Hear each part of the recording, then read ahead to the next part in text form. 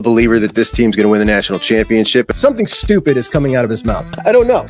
Maybe it's just my age. He needs his vote pulled immediately. And of course, yes, a season like this has to have a name. Let's talk about something good about Justin Freck. What are you doing? The season of dreams. Ohio State, my guys, are either the best or the second best program in the history of college football. This guy is a bonehead. They love him. I question your judgment as an adult. I really do. I was a total hater. I know that for a fact, and I just don't get it. Get us back our sleeves. And say, bring me that. That's the one I want.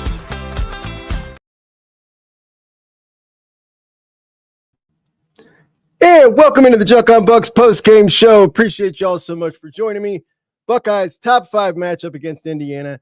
Ohio State was favored by 12.5 points. That line dropped to 10 heading into the game. Money was coming in hard on Indiana. And the Buckeyes end up pulling it out 38-15 with a little screw you score by Ryan Day to big mouth Curt Cignetti at the end there to end it after Trey did what some people call a classy thing. Some people want him to step on the throat. I don't know. You guys can be the judge. I would have preferred he took it in. And apparently so would Ryan Day have, because he went ahead and had Will punch that puppy in, even though Cignetti was not taking his timeouts. I absolutely loved it. That's the guy. That's Cignetti wants to play that way. You know, that's how you get L's. You better be able to receive it as well as you can give it. So that's what he gets. But Buckeye faithful brought the juice today. They tried all week. Ryan Day, Ross Bjork, they were both talking about it. They really wanted a big energy crowd, and it certainly was. It was awesome. Team certainly brought it. And for the most part, played out kind of how I saw it playing out. My prediction was 31-17, and that was almost right on par. It was 31-15 right there, and what probably would have been the end if Trey hadn't busted that long one. But I was happy to get that extra 7 points. That's the world we live in now. Style points matter. Leave no doubt. That's the mantra. Run it up. I don't care. It's Michigan week. It's time, man. I'm absolutely pumped. So what we're going to do today is Ron, I know for sure, is popping in. Chris might. But then we're going to bring you guys in. But first, I want to talk a little bit about the game. Take it back. There was a couple of parts of this game that I was stressing and a couple of really big plays that I want to talk about. But we'll start from the beginning. Indiana comes out, and we talked all week about their 2 receivers, Cooper and Surratt, and their big playability. Limiting explosive plays was a big thing this week, and the Buckeyes certainly limited explosive plays. Indiana, we're talking about that kid Surratt, averages 22 yards a catch. The other one averages 18 yards a catch. Indiana as a team had 1 play over 20 yards today. 1 single play, and it was only 21. Those wide receivers had a long of 19, and actually Cooper got shut out. That kid had 2 targets, not a single catch. Curtis Rourke, 8 for 18 for 67 yards. This kid was in the top 5 of the Heisman odds heading into this game. The Buckeyes absolutely stonewalled him. So Indiana takes a shot early, and the kid got behind the defense a little bit. It looked like they were going to push the ball down the field. Buckeyes defense comes out playing pretty aggressive right off the rip with some pressure and some stunts. Jack got stonewalled by that running back Ellison early on, and they didn't get home on a couple of those stunts. And then Jim Knowles kind of turned the heat off for a little bit, and I was worried that he was going to get away from the pressure. By the way, that running back, Justice Ellison, the real deal. Really an excellent back. Then we get IGB with a pass interference on the back shoulder throw, the first series. Then they get down to the goal line, and IGB gets another one. And it's getting ridiculous at this point. Obviously, he's got a target on his back. I think they're calling him a little tighter than everybody else, but he put himself in that situation. At any rate, he gets yanked. We see some Jermaine, but Indiana runs it in after Tyleek overran the play, and the Hoosiers take a 7-0 lead. Not a great start, but they played the run really well. The Buckeyes did. So Bucks get the ball on their first drive. What the hell happened the first drive? I don't remember, but I want to talk about the second drive. The second drive was one of the weirdest drives that I've ever seen. So you go down the field, Quinn and Trey looking good. Will's getting in a rhythm. And then you get that beautiful Trey screen that he runs down to the 10-yard line, and Hinsman gets called for that bullshit block in the back, right? Which usually is a total drive killer. The difference from that penalty was the ball being at the 10 to all the way back to the 50. Then the play after that, Will gets flagged for that kind of silly looking intentional grounding. And the Buckeyes went in 2 plays from having the ball at the Indiana 10 to having it, or at the 10 going in, to all the way back to the Indiana 40 in 2 plays. A 50-yard swing, which was amazing. And obviously you would think that would end there, but it didn't. 35-yard completion to Carnell. They go for it on 4th and get the ball back to the 10-yard line. Amazing series. And then get stonewalled in a 4th down. Tegra gets totally blown up and Indiana stops him. One of the weirder series you'll ever see. But Indiana gets the ball back. They get a couple of first downs, and then Jim Knowles starts heating up. Sends the house. You get Cody, Jack, and JT eating Curtis Rourke. Curtis Rourke got eaten today. Everybody party at the quarterback. It was so fun to watch. On the Buckeyes' 3rd possession, straight down the field, beautiful touchdown pass from Will to Emeka. He layers it right in over the top. Absolutely gorgeous. And halfway through the second quarter, it felt to me like Ohio State offensively had played way better than what the scoreboard showed. Much better than, 7-7. So it's a tie ball game. It's 14-14. Or I'm sorry, Will was 14 for 14 when Emeka caught that touchdown. A career record, obviously. And talk about a way to start the game. And if anybody is not recognizing that Will Howard is one of the best quarterbacks in the country this year, they're either a straight up hater or they're not paying attention. This dude has been sensational, not had a single bad game, not one. So Indiana gets the ball back. Cody Simon, blitz, forced fumble, Ty Hamilton with the recovery. And Cody was so fast off the line. And if you've watched me, you know that he is one of the more underrated athletes on this team. Everybody talks about Cody's intangibles, and he's got all of those, but he's a supreme athlete. We talked about the boards up there, the record boards for all the personal athletic achievements and the tests that they do at the Woody. Cody Simon is on more of those than any other person on defense. He's a well-rounded athlete. He's excellent. So the Bucks get the ball back inside the 20 after that forced fumble, and it feels like they're about to go in and change this game. Score right there, and it would have felt like it's totally getting away. JJ gets held on 1st down in the end zone, no call. And we could pretty much expect this moving forward with him. We're just going to have to deal with the fact that he has got a different set of rules that he's playing by because he's so much bigger and because he's so much stronger. And it just reminds me of Shaquille O'Neal, the way that dude would get totally physically manhandled, where anybody else, it would have been a foul. But because he was so much bigger and stronger, the refs let it go. I feel the same thing going on with JJ. But Indiana gets the ball back, couple of nice runs, and then another big sack by Cody. Get him out of there. And that's when we see the Indiana punter drop the snap. Caden Curry there again to party. It looked like a replay from what we just saw. And with 1:41 left, Buckeyes got the ball inside the 10-yard line. And you got to get 6 here. Quarterback power. And I've been waiting for that down there. And even when it looks like it's not there, Will Howard gets 3 yards every time. And then we get Trey for a touchdown. Lock boys, 14-7 Bucks at halftime. At the half, Indiana just 53 total yards to Ohio State's 138. But Trey and Q just 24 yards rushing between the two of them. And those wide receivers, Cooper and Surratt, just 2 receptions between the two of them. Excellent job by the defense. Knowles brought the pressure. The Bucks missed 2 scoring opportunities. It felt like it should have been at minimum 21-7 at halftime. And all week, I expected that in the second half, the Buckeyes would pull away in this game. And it was pretty clear in the first half to me, Ohio State was a different caliber of football team than Indiana. No matter how good they execute, it just is what it is.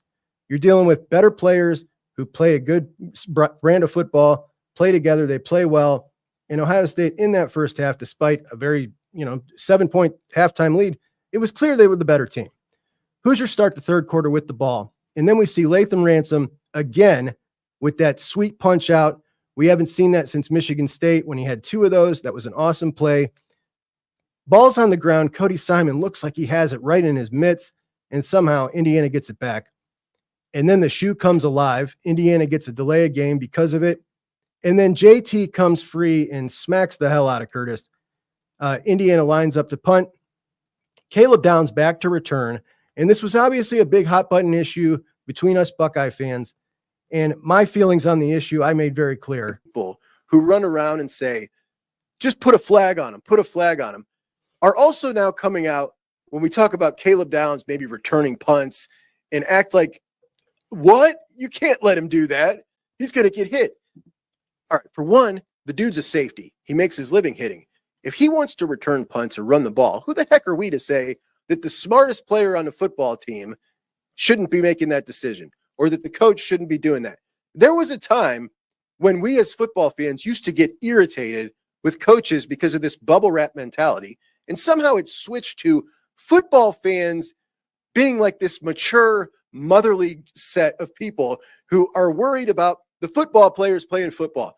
Let the best player on the team do whatever the hell he wants. Can we go back to the time where we rooted for the football players playing football?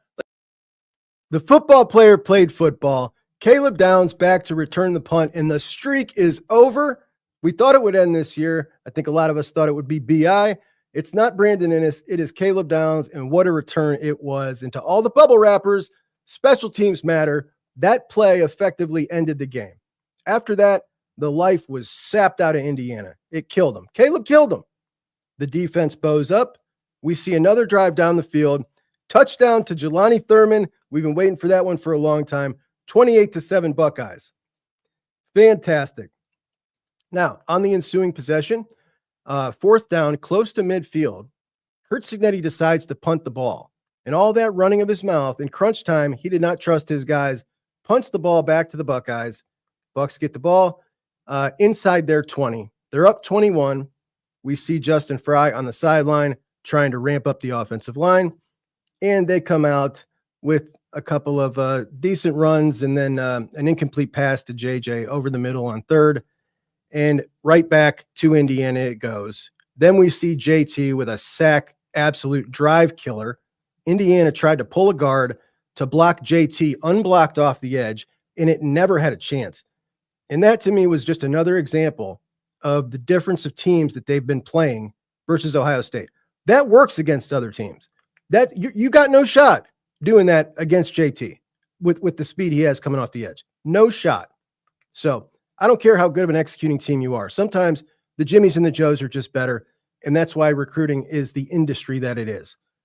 Follow that up with a Captain Jack stunt sack, and that's the first time I think I heard Captain Jack. Has he said that before? I don't know. That was pretty funny. But Jim Knowles just had it together, man. We go back to that Oregon game and the lack of pressure in that game. The staff comes together, has a big powwow. What are we going to do to get more pressure? And that loss to Oregon out there, the way it happened, probably the best thing that could have happened to this defense. We're seeing such a different defense now than they had early in the season. It's so much more fun to watch. It really jacks the guys up. They're excited to play like this, and they're really great at it. They're athletes making plays, and I just love to see it. But he called an excellent game. At this point in the game, it was 28-7. Buckeyes kind of turtle up on the play calling, and then all of a sudden go for it on fourth down by the 50, and Will hits a Mecca down the left sideline, end up getting a field goal, putting it to 31-7. My prediction for the game was 31-17. So, I thought at that point I was pretty well on my way to getting close to that. I liked hitting 31. And then we see fast forward to the end of the game that Travion busts it out and decides to slide down at the 1 yard line. Ryan Day says, no, thanks. We're going to go ahead and take that 7. And the Buckeyes finish it up with a 38-15 win, which has just got a huge smile on my face. Will Howard's final stats, we've got 21 for 25, 192 and 2 touchdowns. Did have that interception off that deflection. The Indiana rush defense, pretty damn legit, man. Those guys, they were pretty stout. I was pretty impressed with their rushing defense, as it felt like a lot of that game, it was tough sledding for the Buckeyes to get a whole lot of yards. The team stats on the day, Buckeyes had 14 first downs to Indiana's 16. It which is pretty impressive. Indiana, 7 of 16 on 3rd and 4th down. That's really good. Bucks were just 6 of 14 on 3rd and 4th down. But total yards, 316 to 151 in favor of the Buckeyes. Passing yards, 201 to 68. Yards per pass, 7.7 for the Buckeyes, 3.8 for Curtis Rourke in Indiana. And rushing yards, 115 for Ohio State, 83 for Indiana. That is a lot of negative yards. Those are built in there. Penalties, Ohio State, eight penalties for 58 yards. Indiana just 3 for 15, and that was apparent. Time of possession was totally even Steven. Trey Henderson, 9 rushes for 68 yards. Thanks to that big one, because it was, like I said, tough sledding for most of the game for the Buckeye running backs for sure. But it's going to be interesting to see how folks view this Indiana team now after that game. And I'm sure we'll get into a lot of that. But we got a lot to talk about. I got Ron in here with me. Let me bring my buddy Ron on. Ron, what's up, brother? How's it going, Chuck? Appreciate you having me. Hell yeah. Dude, I'm just floating on a cloud. That game pretty much played out how I thought it would. I want to start, Ron, with the defensive effort and the aggression from Jim Knowles, which to me was a key for the game. It started off, they weren't getting home. We saw Jack get blocked, coming running free by Justice Ellison. Boy, that kid's a hell of a player. But I felt like he was turtling up a little bit after that, and then he brought it right back out. Stuck with the aggression. They were fantastic, coming from all angles, running all sorts of stunts. They were so juiced up. It's so much fun when they play like that. And if you thought that, a quarterback like Rourke might burn him, there was his opportunity. He couldn't get anything done. They totally shut this dude down. He was a top 5 Heisman guy coming into the week, less than 100 yards passing, 8 for 18. I mean, stellar performance by the defense. Absolutely. I criticized the pass rush early in the game, and no less than 3 seconds after hitting send on that tweet did we get our first sack of the game. And then it was just a snowball effect after that. Cody Simon and JTT both getting after the quarterback, both having great games. So to see them really step it up in a top 5 matchup like that was great to see, especially all that's been made about the pass rush this season. Yeah, Indiana just 53 yards at halftime. Buckeyes had 138. Watching that first half, you had a couple missed opportunities down inside the red zone, which we're not used to this year. Buckeyes have been number 1 in the country, capitalizing on that better than anybody. And it felt to me like Ohio State was by far the better team at the halftime. At the half, we talked before the game, and I think we both kind of felt this way, that we were going to see the talent gap really show up in this game. And at halftime, it wasn't showing on the scoreboard, but it certainly looked to me like, this was going to get away from Indiana in the second half. The Bucks were going to run away with this. How'd you feel? I couldn't agree more. You can see the Buckeyes in big games sometimes. It feels like you can tell when the coaching staff is getting tight. At no point did it feel like the staff was worried at all about how the outcome of this game was going to end up. And it felt like they were in control, even with them, the failed red zone attempts. They still were aggressive in the red zone, knowing that their defense was going to get the stops. Even if it didn't look great in the beginning, it felt like the staff knew that they had the 75-star advantage or blue chip advantage comparison to Indiana. So I thought it was a great performance from the defense. And I love the aggression out of Jim Knowles. There was no play to me that this was more clear that when we talked about Indiana and, not used to matching up against a team like that with this kind of athletes, then in the third quarter, they pulled a guard to come get JT, who was unblocked coming off the edge. The kid never had a chance to get there. JT was 3 steps ahead of him. And it's just like, yeah, that worked against everybody else, not against Ohio State, that you never had a shot. And they just weren't ready for this. They weren't ready for this. And I thought that Michigan might have them ready for this, but they were just outclassed athletically. We see Ryan Day absolutely pour it on, man. I was surprised that he scored that touchdown at the end. After Trey did that, I figured he'd go ahead and run it out. I was just really surprised that he went ahead and Cignetti was not calling timeouts. Gave him the opportunity to just kneel it out. They didn't take it. He punches it in. I like it. I like it a lot. What did you think of that? I love it. I love the attitude out of Ryan Day. Like we talked about it on the pregame show. It's not really Ryan Day's nature to talk like the way Cignetti does before games. But when people talk crazy to Ryan Day, he has no problem giving it back to them and reminding them, hey, you can throw stones, but like I'm still at the top of this mountain. And a lot of you guys have not accomplished what I've been able to do. And everyone has so much to say about Ryan Day. They don't beat him. So for Ryan Day to go out there and remind him like, hey, next time you're out there running your mouth, remember what I did to you on the field, and I decided not to take mercy on you because you decided to run your mouth like that. Honestly, this reminds me of a fun Buckeye throwback. I saw Terrell Pryor play my high school 15, 16 years ago.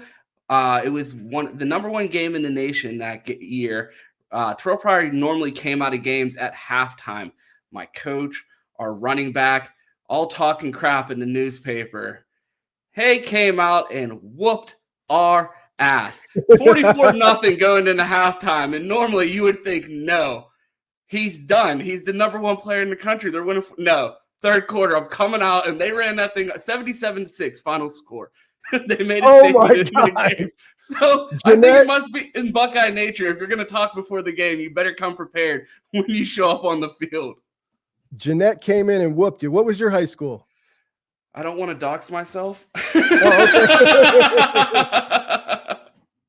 We got a chat in the chat, Ron. 45-yard field goal today. They want to make sure that they get your comment on this. So I don't know what's going on. I tweeted out during the game, the greatest heist in American history, Parker Fleming, the money that he was stealing from Ohio State University, because you look at what the special teams have done the past few weeks, the pressures on punts, the fumbled punts, the blocked punts, the punt return, 45-yard field goal. It seems like they've gotten things correct, and all they had to do was stop paying someone $500,000 a year to coach nothing but special teams. And there were people justifying paying $500,000 for a guy that doesn't recruit, doesn't go on the road, and has had some of the worst special teams that we've seen in college football. I said Purdue did the impossible and made Ohio State special teams look competent the other week, and I couldn't believe it. And the role continues, and the Buckeyes get their first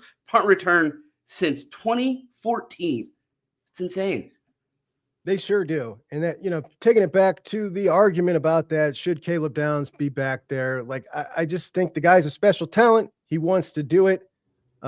This was a big point of contention when we didn't have much to talk about heading into the season. And he shows why, when you have an elite athlete, put the ball in his hands any way you can.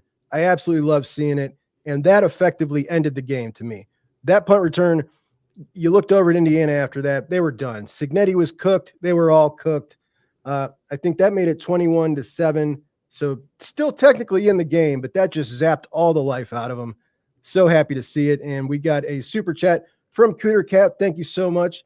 That punt return was amazing to see finally. And it's something we've talked about forever, to finally get that off our backs. I loved it. We thought it would be BI, He's the one who guaranteed it. He didn't say it was going to be him. He just guaranteed that we would get our punt return. So I might want to check in with BI on the lottery numbers too, with these predictions that he's given us preseason.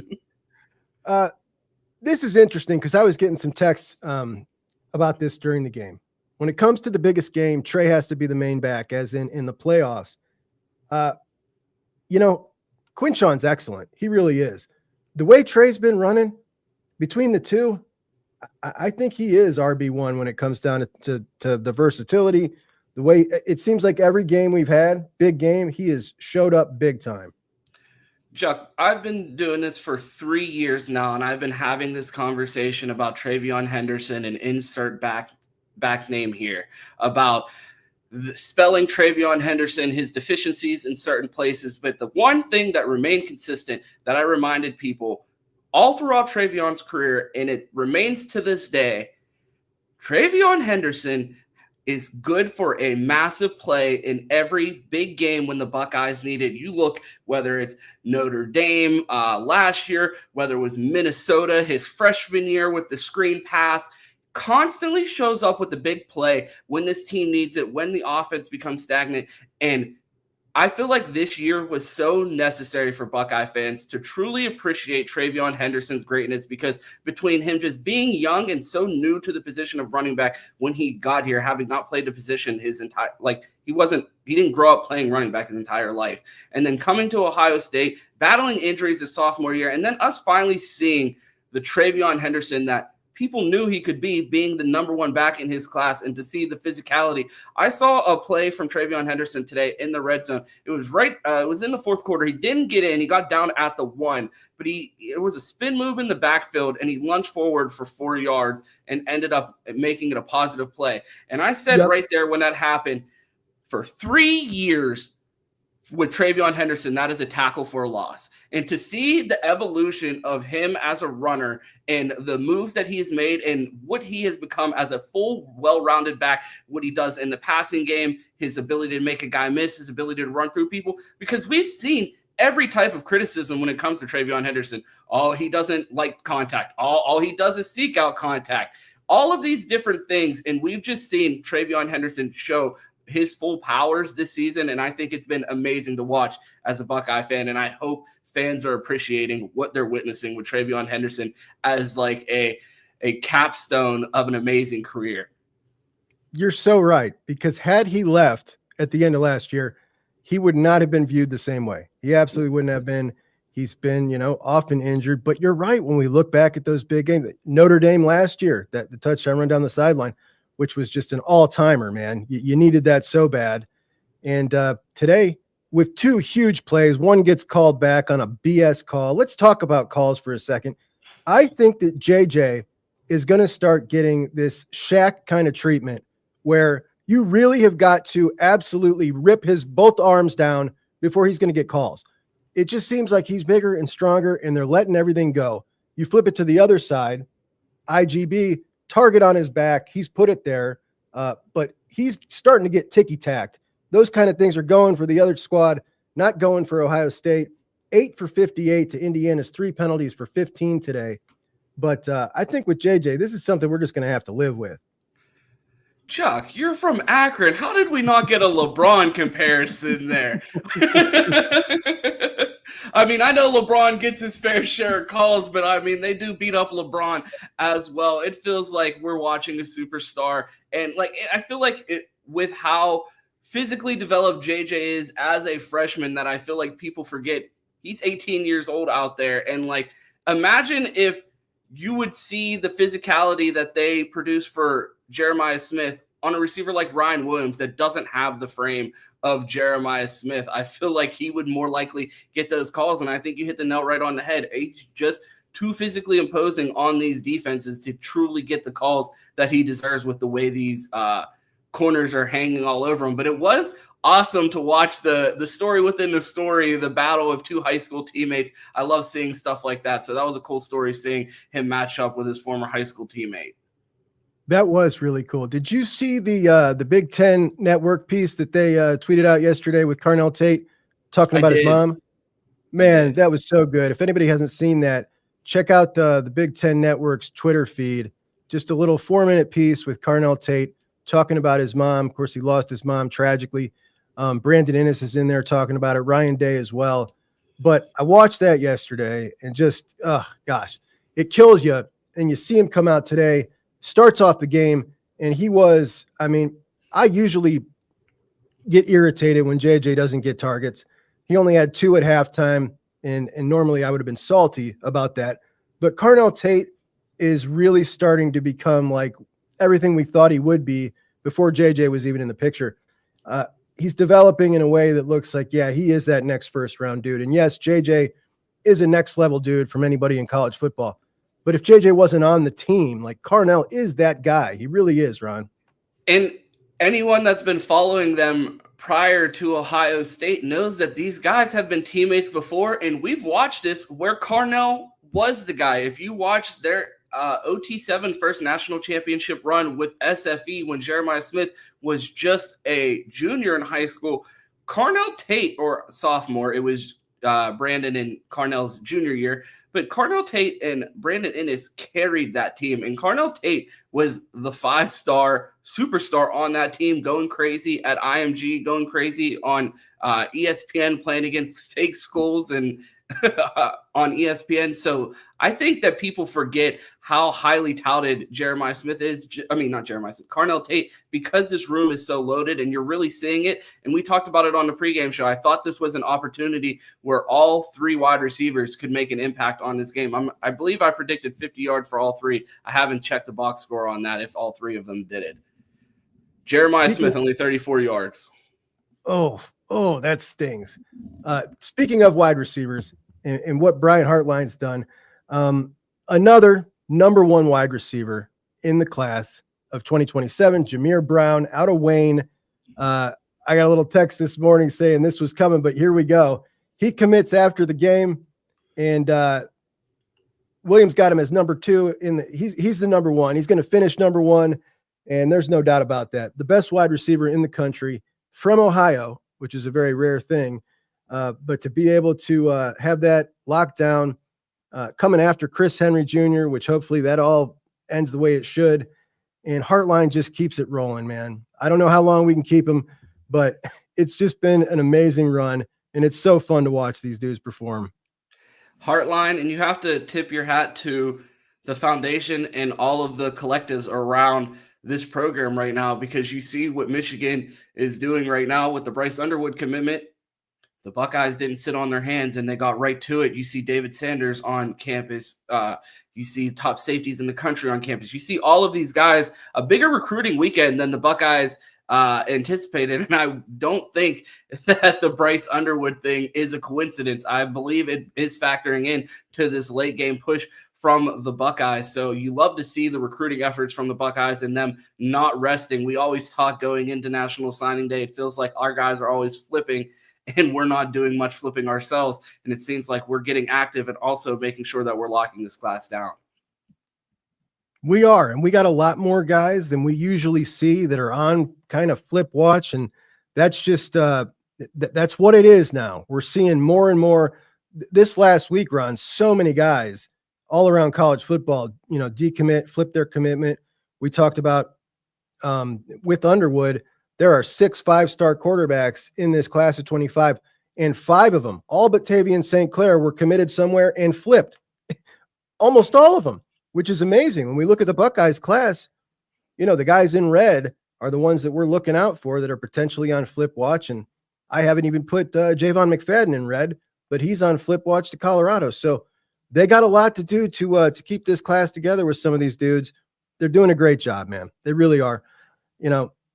I think that I like the feeling that Ohio State and Michigan are both pushing each other, and we've seen this go back and forth. And, it makes the competition better. The Big Ten's better for it. It's more fun. It's all good with me. I'd be lying to you if I just told you I was upset about the Javon McFadden thing, because I think he is so underrated. I think he's one of the best players in this class, and he's super low rated. So it doesn't surprise me at all that Colorado came knocking. So that means the Buckeyes have to up the bag, pay that man. I'm with you. I mean, not only is it just a 3-man class at this point, but with the offensive line, but he is an absolute dog, totally underrated. The kid's nasty. He wants to get in there and he's a junkyard dog, which is my number 1 for offensive lineman. Prerequisite size, and do you love football? That kid does.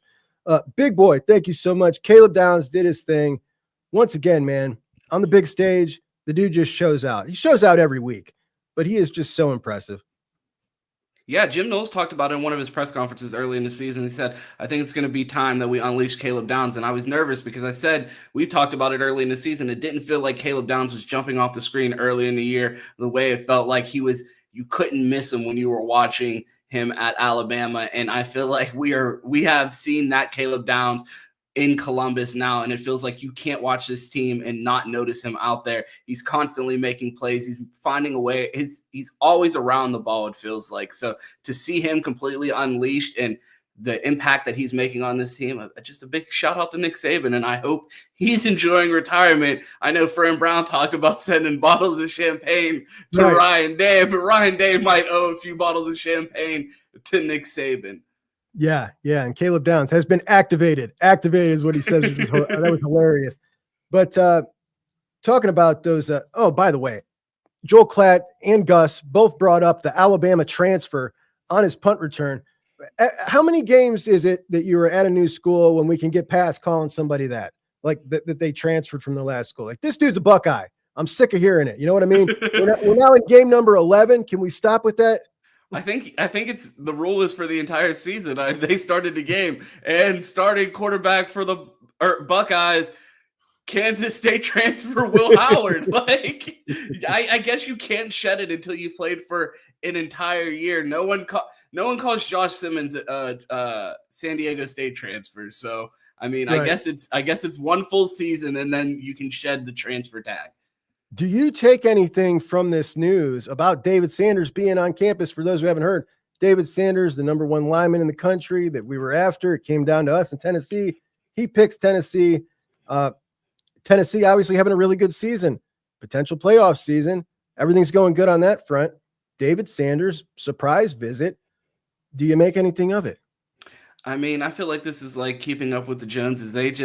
You just hear about Michigan spending all of this money. It feels like the Buckeyes are like, we're not broke. It's like, hey, come watch this game. I heard that he's staying until Monday and then potentially making a return visit next week. We talked about this being a crazy recruiting weekend, and seeing David Sanders in town really speaks to how huge of an effort that they made this weekend. But if they pulled this out for Indiana, what are they going to do for Michigan? Could be ranked the worst team in the country. After what the Buckeyes have been through for 3 years, this might as well be a 1-2 game coming up. People, it's your Super Bowl. Yeah, it is. Yeah, right now, it is the Super Bowl right now, because like we always talk about, Ryan Day sets 3 goals. It's never about beating Curt Cignetti. It's not about Dan Land.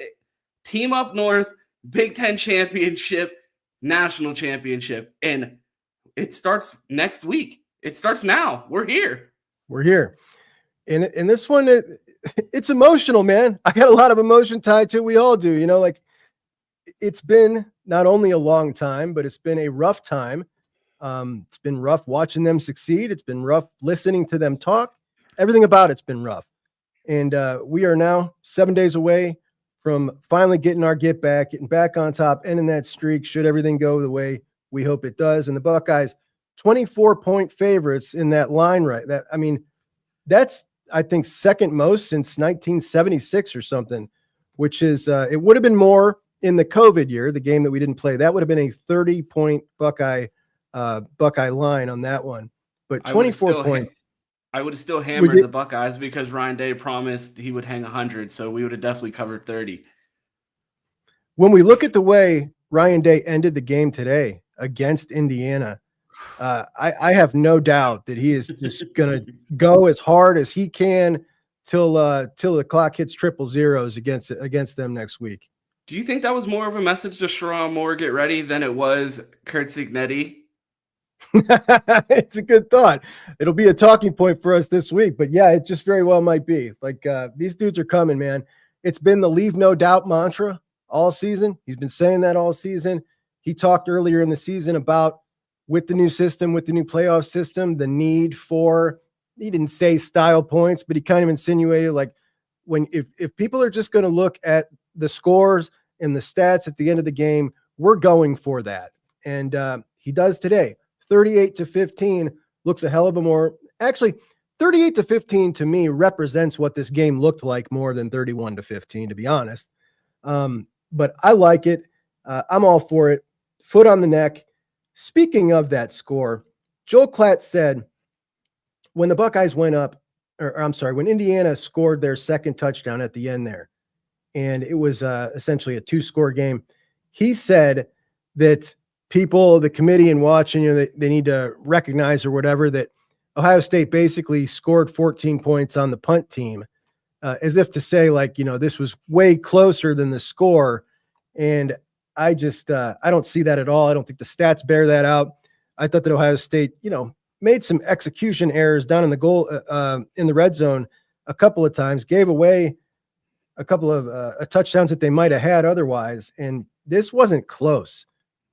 Well, that's like, I mean, you could use that logic. Oh, Ohio State actually beat Georgia. That only missed a field goal.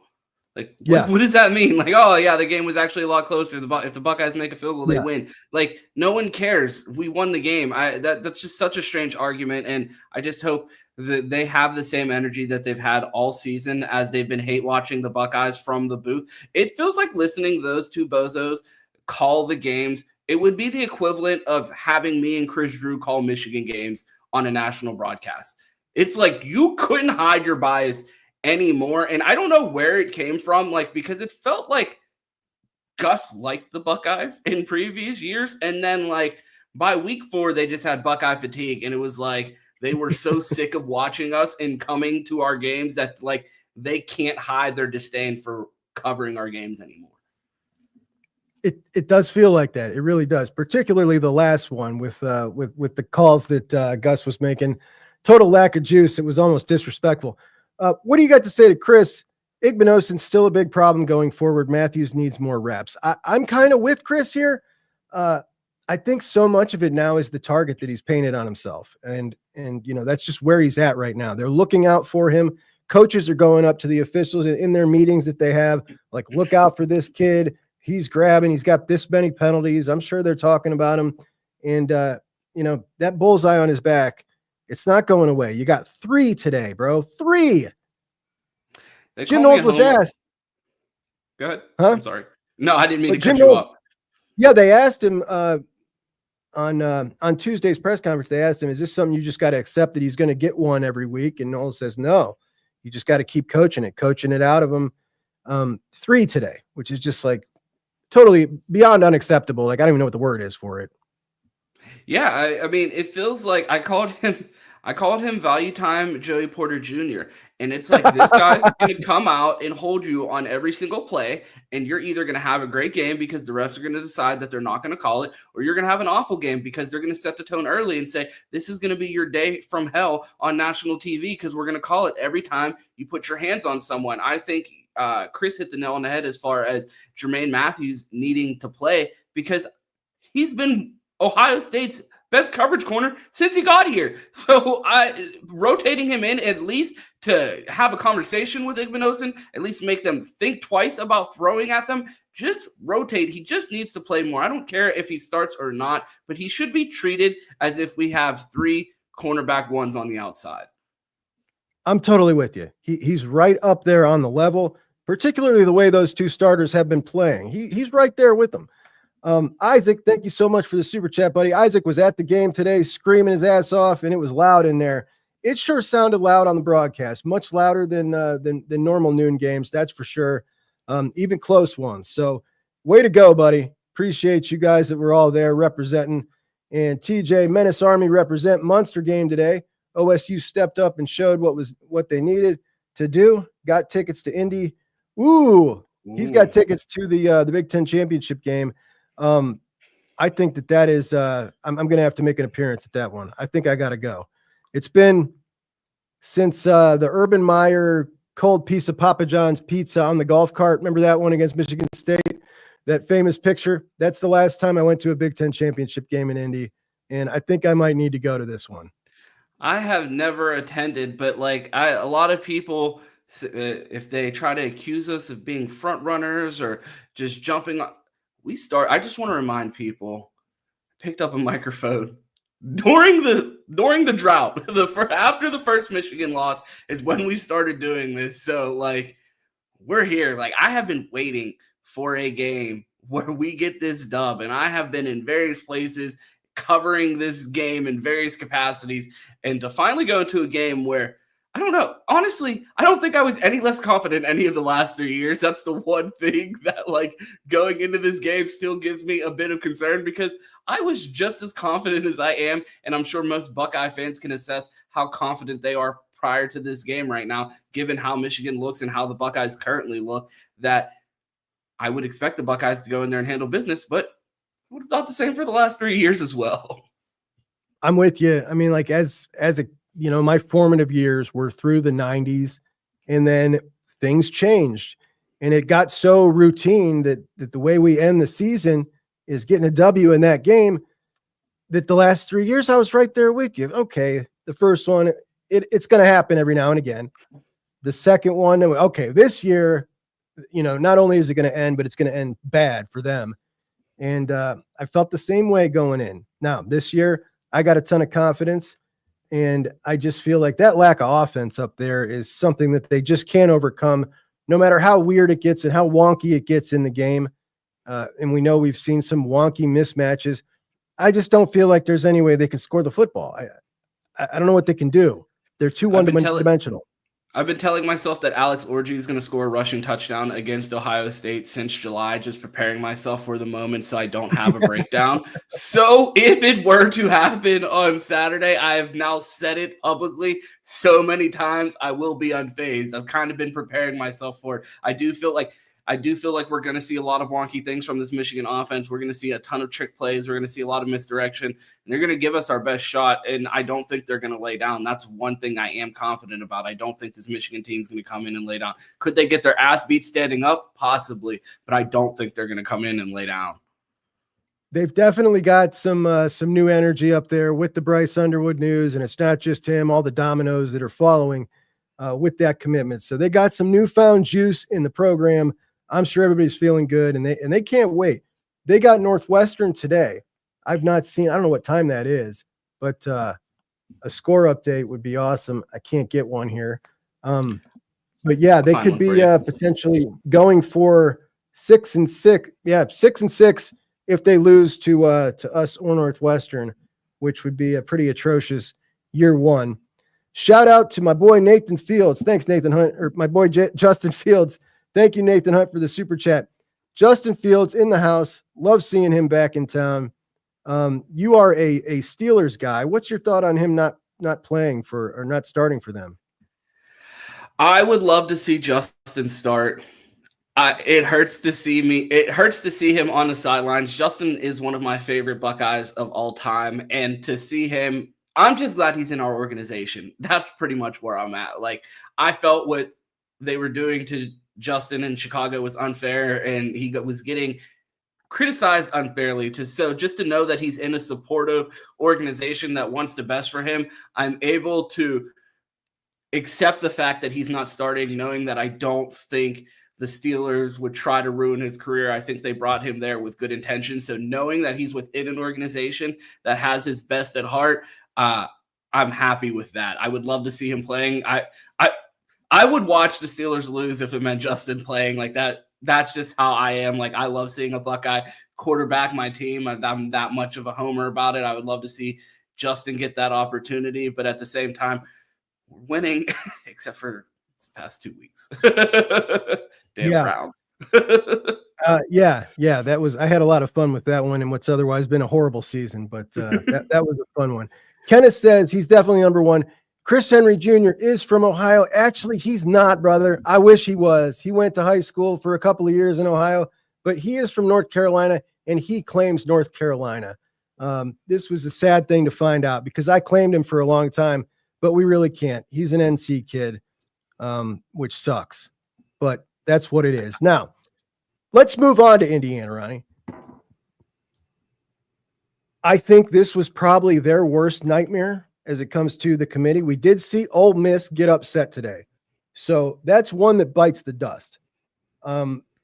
If Ole Miss had not have lost, I would be really nervous for them. This was the disaster scenario to get totally outclassed and look like you don't belong in that kind of Ole Miss, Georgia, Alabama, Ohio State talent level. You look like you don't belong. And that's kind of what happened. That's kind of what it looks like. You combine that with the second half of Michigan, 19 total yards of offense. And this was their nightmare scenario had Ole Miss not lost. Now that Ole Miss has lost, I think they're totally safe. But had they not, man, that was going to be something. That was going to be one hell of an argument. This was everything those SEC fans wanted to see today. They wanted to see them look outclassed, and they got it. My favorite joke on the timeline of today was someone calling them "Ole missing the playoffs." I thought that was a good one. But in regards to Indiana, again, tinfoil hat on for a second. Was Ryan Day trying to and kick them out of the playoffs while we're at it? Like, I don't want to see them in there either. Like, was he trying to pour salt in the wound for the lazy voters in the college football committee of like, hey, you talked all of that stuff and good luck, have fun in the Goodyear Tire Bowl? Like, I don't know if Indiana makes like you said, if Ole Miss wins, I don't think Indiana gets in the playoffs, but I do still think they squeak in. Now, I don't think they look that impressive. We talked about how we didn't believe in that schedule, and I thought the Buckeyes were going to go in there and handle business. I said all week that this game was giving me 2021 Michigan State vibes, where everyone was telling me I should be worried about this team, and I'm like, I don't see it.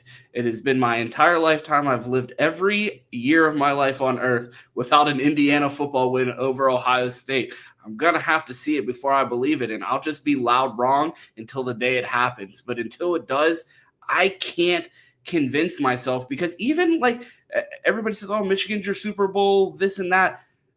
At the end of the day, we set 3 goals, like we said a million times, and it's those 3 things. And beating these teams is an expectation because of the level of investment that this university puts into this program. So to expect anything less, I think, would be disrespect to the use of resources that's put into this program. Yeah, without a doubt. And, I didn't believe in this team. After I said the Michigan game is going to tell the story for me as to what I feel about these guys. And I think they're a really good team, really good. There's a difference between really good and being a national championship contending team. A big difference. Garrison, my buddy on the Scarlet and Blue podcast, everybody should check them out this week. That'll be lit. You got one Ohio State guy, one blue guy, and they go at it 365 days a year. This week should be fun. Check him out. Do you guys think that Fry has shown his worth this year? And wow, you could not be more diametrically opposed from the recruiting front to the on-field front. On-field, my gosh, man, fantastic. The job that he's doing with the setbacks that they've had is tremendous. And I think that coming into this year, some people say, well, he's done a great job developing so far. Like, I was like, we need to see a little more. It's only been a couple of years, and I don't think you can fairly judge an offensive line coach until after about 3 years. Well, now we've seen, for the most part, a 3-year body of work. And I got to say, man, credit to the dude. He's done great. Happy that we've been able to see this. But Ryan Day says we've got the number one thing is recruiting for his assistant coaches. That's his number one, the number one thing that he looks for. And when we go to that end, it's been the lowest level on the team. But Ronnie, what's your take on that?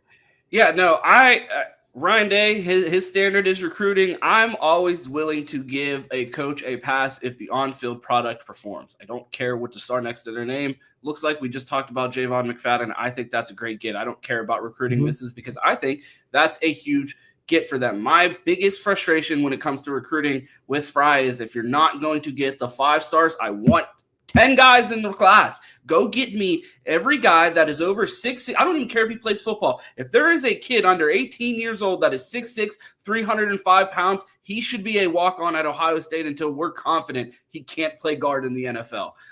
And they should be filling these classes. And that was my biggest frustration. I think the on-field product, for the most part, you watch this line get better under Justin Fry.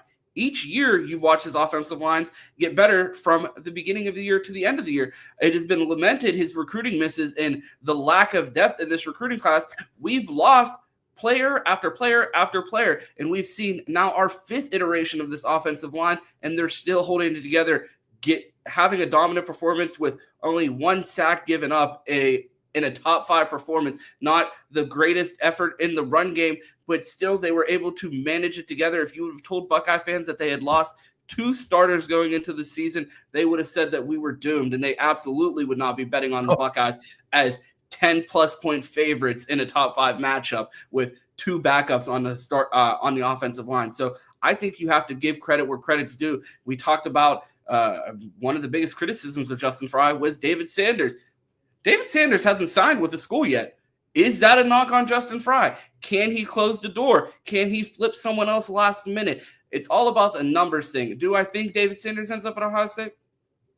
I don't know. I'm not a recruiting insider. But if the fact that he's able to get him back on campus, I feel like it shows at least something about the relationship that he had with the kid, that after the door seemed to be completely closed, that we're able to have it open right before the end of the year. So I think you have to give Justin Fry credit where credit's due. And the fact that this offensive line hasn't completely fallen apart given the injuries, I think that's enough to keep his job. I'm with you, Ronnie. Anything else from you, bro? Yeah, I had one question before we get out of here.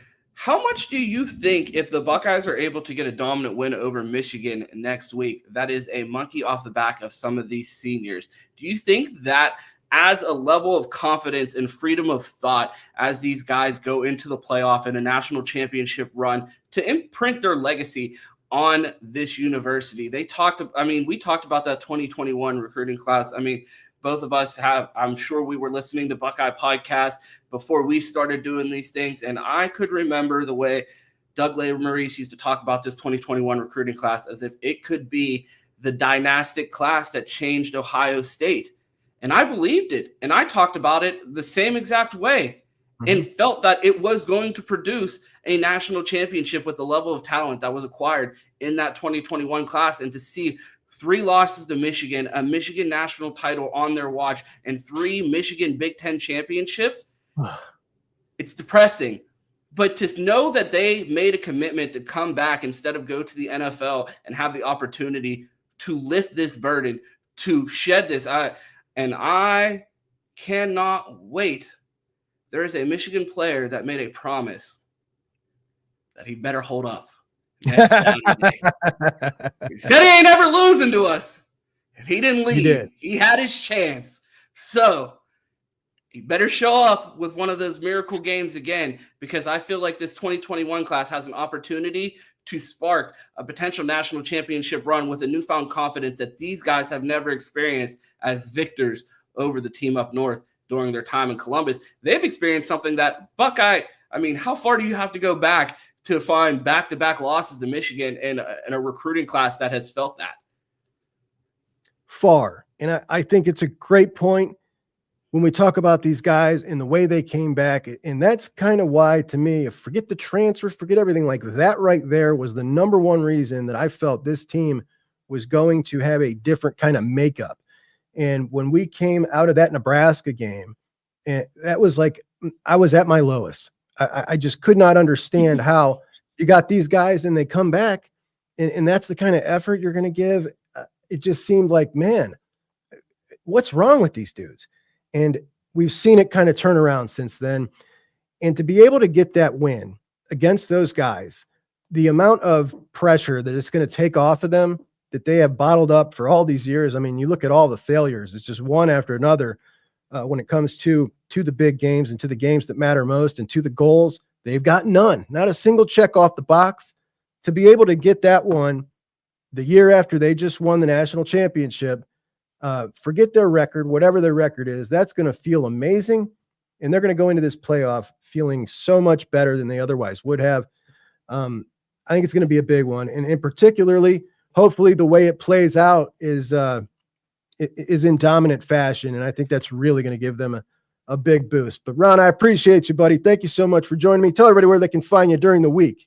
If you guys want to find me, you can find me weekdays on the Best Damn Media YouTube channel, Monday through Friday for the Buckeye Roast at 8 a.m. with my guy Q. And then you can catch me on Wednesdays at 5 p.m. in the Bleacher Report app with Chris Drew for our game previews. So check us out there. Appreciate you having me.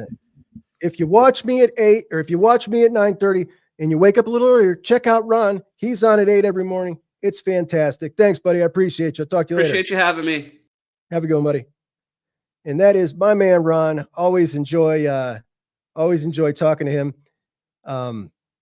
Fantastic insight. And sometimes he and my brother called Ron. I think he can still hear this. What did he call him?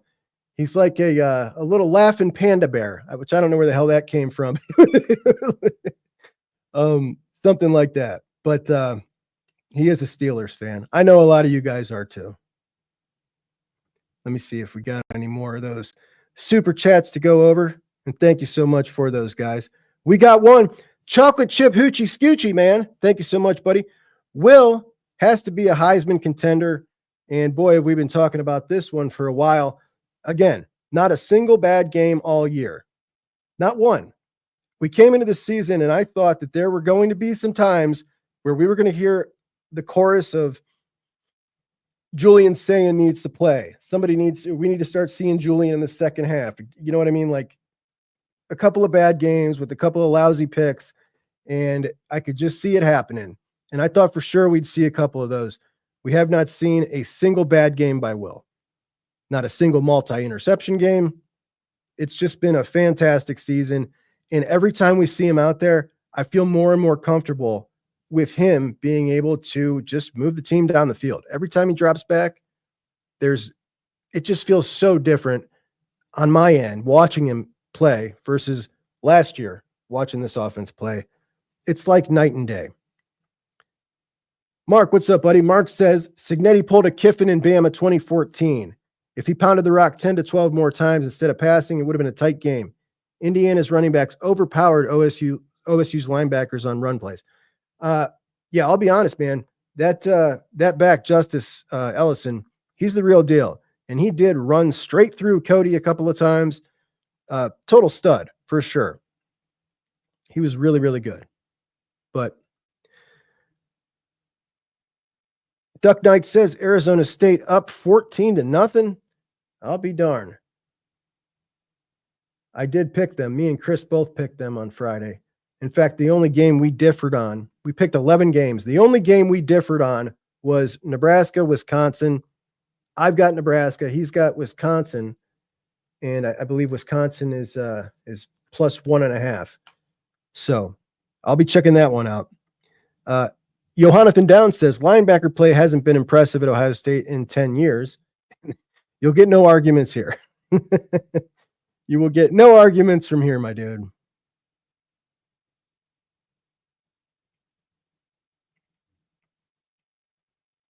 Ken says that game or the game better be 2 times as loud next week. Absolutely. You know, sometimes I wonder if, they can mess with the audio however they want. And when they were saying on the broadcast, like, listen to how loud it is in here, it didn't sound that loud on my TV, but it must have been a whole lot louder in person. I'm going to talk to Dylan about that on Wednesday when I have Dylan on, or actually maybe Dylan and I will speak tomorrow. Sometimes we shoot a little Sunday show together. Me and my buddy Dylan Davis from the Delaware Gazette. Maybe we'll do that. Maybe we'll get together tomorrow at about 11 or so. Sometimes we do that, and we just might. I'll make a little note to get a hold of him.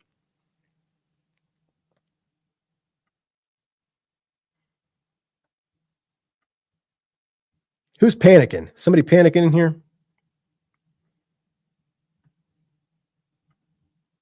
Best offensive player for Indiana was the sideline ref nearest IGB.